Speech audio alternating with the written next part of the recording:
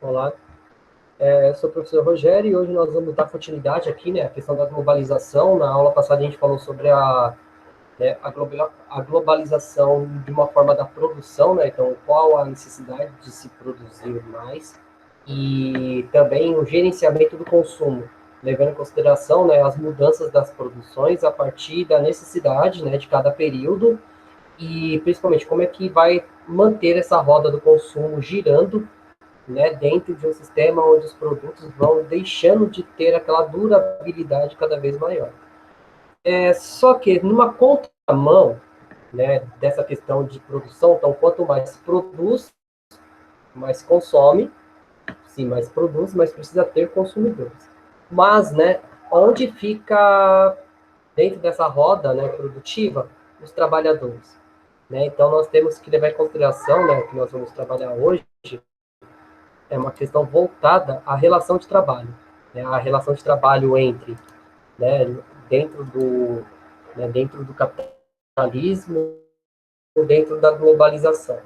Então, quando a gente fala em relação de trabalho, né, então a relação de trabalho, né, é o acordo que é firmado entre trabalhadores, né, e os donos do meio de produção, no caso da indústria ou do comércio. Então, nós temos que pensar o seguinte: então, as instituições dos modelos industriais e comerciais globais também modificaram as relações de trabalho.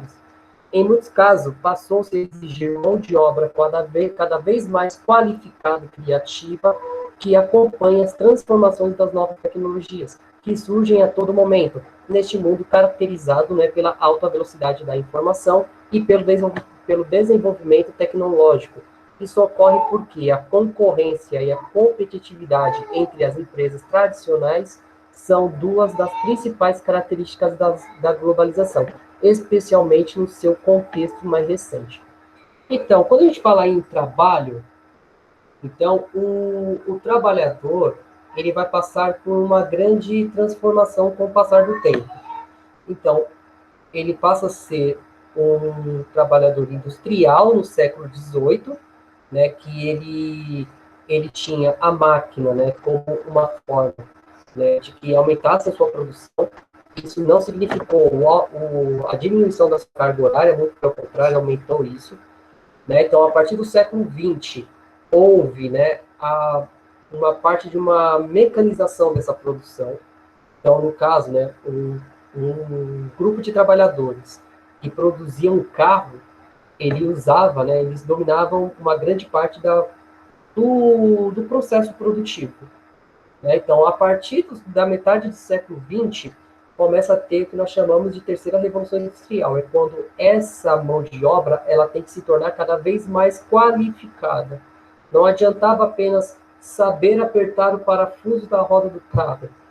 Né? No caso, quem fazia isso era uma máquina. Então, nesse caso, o ser humano ele teria que se adaptar a essa nova realidade do trabalho. Então, ele deveria buscar formações para se adaptar a esse processo. Então, buscar formação, né, para começar a trabalhar no mundo cada vez mais tecnológico, né, dentro desse sistema. Então, isso ocorreu principalmente por conta da competitividade entre as empresas.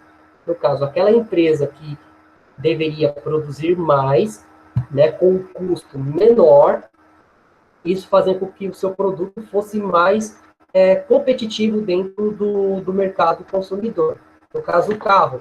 Né? Então, quando você usa mais máquinas para você produzir um carro, você vai diminuir o valor pago por mão de obra, porque você vai diminuir o número de trabalhadores dentro da linha de produção.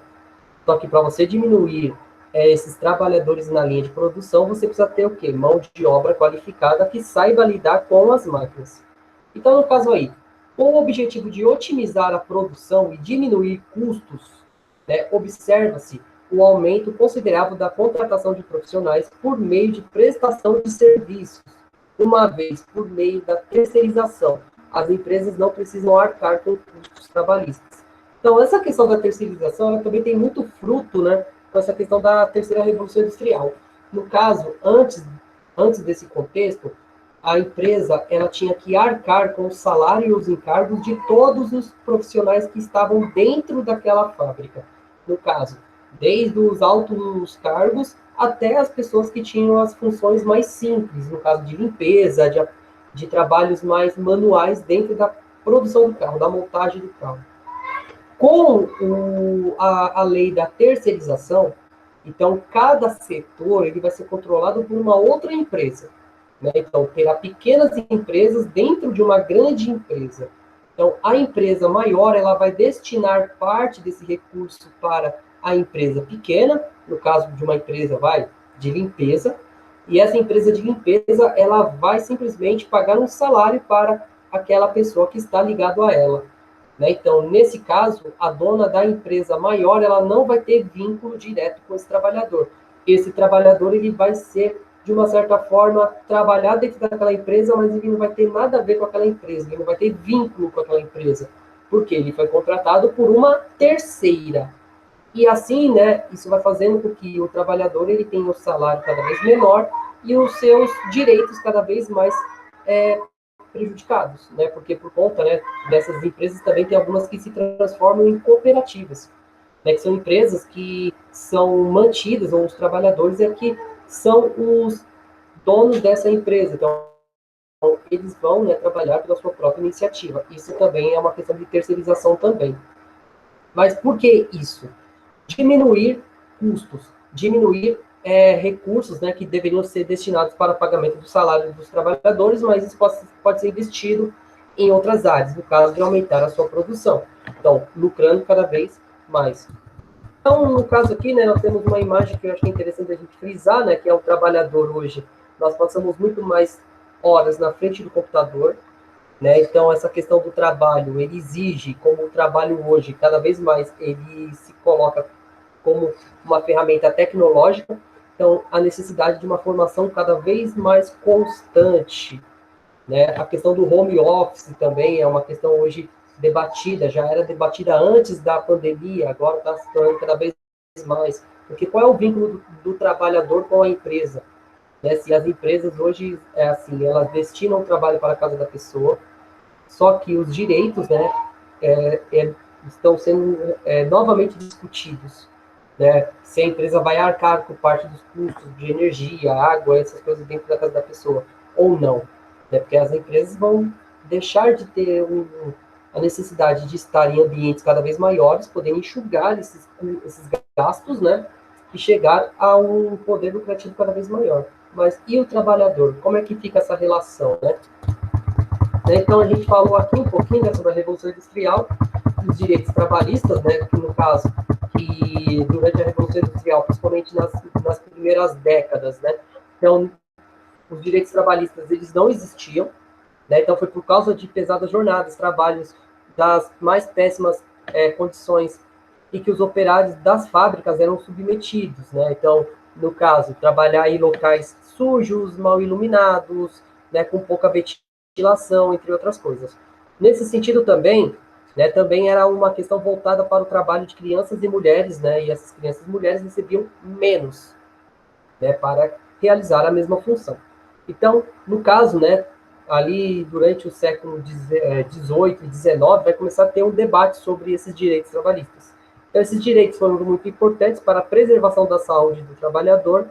As alterações na legislação trabalhista que asseguraram os direitos dos trabalhadores, né, dos empregados, foram essenciais, já que naquele período histórico, um operário poderia ter uma jornada de 14 a 16 horas por dia, resultando pouquíssimo tempo para um descanso e para suas atividades diárias comuns aos seres humanos, tais como higiene, alimentação, realizar o convívio, né, social, o convívio familiar. Então, com os direitos conquistados, a quantidade de horas do trabalhador, né, foram diminuindo gradativamente, né, chegando até o padrão de 8 horas, que é implantado no Brasil até os dias de hoje.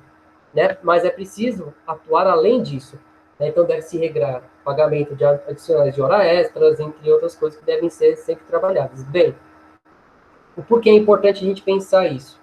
Né? Porque o trabalhador, para o dono da fábrica, ou para o dono da empresa, da loja, entre outras coisas, ele é um custo, né? Porque além de pagar a mão de obra, também é preciso pagar uma gama de impostos. Né? Tanto é que nós vamos estudar um pouquinho mais para baixo sobre a questão da China. Por que a China ela tem um campo produtivo mais competitivo do que o Brasil? Porque a sua carga tributária é infinitamente menor do que a carga tributária aqui no Brasil. Mas, né, nós temos que pensar o seguinte, o trabalhador, em algumas regiões, ele é o sujeito mais frágil dessa relação. Então, ele deve ser garantido direitos, né, pelo Estado. Então, o Estado, o conjunto de leis que regram um país, ele deve garantir a esse trabalhador leis que garanta a ele o mínimo de dignidade possível para a sua sobrevivência. Né? No caso, carga horária, salário mínimo digno, né? Pagamento de horas extras, entre outras coisas. Então, esse é um dos maiores debates que estão sendo feitos até os dias de hoje. Né? Então, será que é necessário ter essa quantidade tão grande de benefícios? Né? Isso os empresários colocam. Mas os trabalhadores, quem garante, né, que ele não será demitido com tanta facilidade se não for esse tipo de, né, de leis e de entraves? No caso também, uma remuneração mais digna, se não tiver a lei do salário mínimo, será que o trabalhador ele terá uma remuneração digna? Né? Então fica esse debate que é um dos debates mais importantes hoje em dia no nosso país. Bem, então a gente vai discutir um pouquinho o caso da China, que é um caso emblemático, né? Porque tem várias informações desencontradas que na China a produção ela é produzida por escravos, entre outras coisas. A única coisa que nós temos de concreto é que na China as leis trabalhistas são diferentes. Né? Então, no caso, a China é um país que mais exporta produtos no mundo, sendo por isso uma economia fundamental para qualquer economia mundial. Bem, então, a China ela deixou na segunda metade do século XX, de ser um país agrário, de ser um país voltado para a agricultura, para se tornar um país industrializado. Então, isso vai fazer com, pela quantidade de pessoas que vivem lá e pela riqueza mineral do território, que ela se torne uma exportadora de produtos industrializados. Diferentemente do que era no seu período colonial, no seu período mais arcaico, né, que só mudou com a Revolução Chinesa. Né? Depois a gente vai falar um pouquinho mais sobre a Revolução Chinesa e como é que a Revolução Chinesa ela vai impactar também nessa questão. Né? Bem, em relação ao mundo do trabalho, esse crescimento, né, no caso a China, né, então a ascensão da China foi um dos fatos de maior destaque da evolução da globalização, ocorreu em razão às reformas que deram início ao processo de abertura econômica na década de 70, que levaram ao intenso crescimento da economia chinesa. Bem, então por que os produtos chineses são tão, né, competitivos? Né? É uma das questões que sempre vem na nossa cabeça. Bem, primeiro, o modelo econômico da China ela é uma economia aberta, ela é o socialismo de mercado.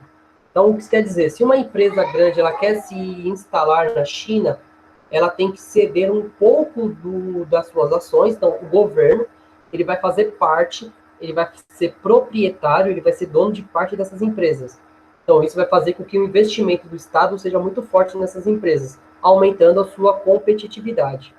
Né? Isso aumentando a sua competitividade dentro do mercado globalizado.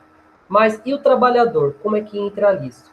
Né? Então, em relação ao mundo do trabalho, esse crescimento teve como elemento essencial o desenvolvimento da infraestrutura para a indústria, né? Dessas pesquisas tecnológicas até o sistema de transporte. Então, a grande disponibilidade de mão de obra barata e qualificada para a execução de atividades necessárias. Nos últimos anos, a China vem consolidando como a maior economia de exportação do mundo. Esses principais produtos exportados pelos chineses, né, estão entre aparelhos eletrônicos, como celulares, televisores, né, câmeras de vídeo, entre outros. Bem, então, onde é que entra a questão do trabalho aí? Bem, então, a população chinesa hoje toda já é de ciência de todo mundo aqui, que é a maior população em número do mundo. E o sistema educacional chinês, ele deu um salto muito grande nas últimas décadas. Então, o chinês, ele tem uma alta qualificação, né, na sua mão de obra. Então, isso vai fazer com que o trabalhador, ele trabalhe em funções voltadas à indústria. Lógico, nós temos também trabalhadores que estão ali no interior da China vivendo numa situação precária também. Só que nós temos que entender que há muita mão de obra. E o investimento, principalmente em transporte, em tecnologia, em infraestruturas, né? Porque a China, da década de 70 até o início do ano 2000, que é quando a China cresce de uma forma absurda, ela voltou, né, o seu olhar para trabalhar as estruturas básicas para a circulação de mercadorias e de pessoas no seu território. Então, trabalhando com estradas, estrada de ferro, entre outras coisas, fazendo com que o seu território fique cada vez mais tecnológico, favorecendo o desenvolvimento da indústria. Né? Então, isso vai ser uma base, né, para eles poderem depois focar na produção, né, de elementos eletrônicos, como celulares, televisores, entre outros, né, produtos eletrônicos. Então, é importante ressaltar também, né, a questão do mercado interno chinês, também teve papel importante no comércio internacional, já que a China é um dos principais países importadores, principalmente de alimentos. Né? No caso, a China ela vai ter uma virada na sua economia, de um país que exportava muitos artigos agrícolas, né? Então artigos baratos, para exportar produtos mais caros. Só que eles também vão ter que começar a comprar produtos, né? No caso, comida de outros países, como, né, a China hoje é um dos maiores importadores, né, um dos maiores importadores né, de carne do Brasil. Né? Então, eles compram muita carne do Brasil. Eles compram uma quantidade exorbitante de soja. Né? Então, no caso, aí, os chineses eles deixam de ser uma economia baseada na agricultura e passa a ser uma economia baseada na indústria. Só que, por outro lado, eles também têm que agora voltar o seu olhar para comprar uma grande quantidade de alimento fora desse território. Então, e a China também, como ele tem uma população muito grande, o seu mercado consumidor ele é extremamente interessante para que essa economia se mantenha aquecida. Né? Então, a questão, né, da volta, né, para olhar o que o chinês consome. Né? Então, isso faz com que a economia chinesa fique cada vez mais dinâmica nesse sentido. Né? Então, bem, sobre essa questão da China, né, acredito que tenha sido bem claro, né, sobre essa questão das leis trabalhistas, né, que a China não tem a mesma quantidade de lei trabalhista como no Brasil.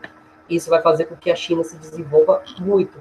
Lógico, existem vários debates que nós devemos levar em consideração, né, principalmente. Será, se nós seguíssemos uma legislação parecida com a China, nós teríamos condições de competir com pé de igualdade com ela? Né, fica algumas perguntas meio sem respostas, mas é sempre bom a gente frisar que isso, né, sempre são coisas que nós devemos levar em consideração. Bem, acredito que tenha sido isso. Agradeço a todos pela atenção e até a próxima.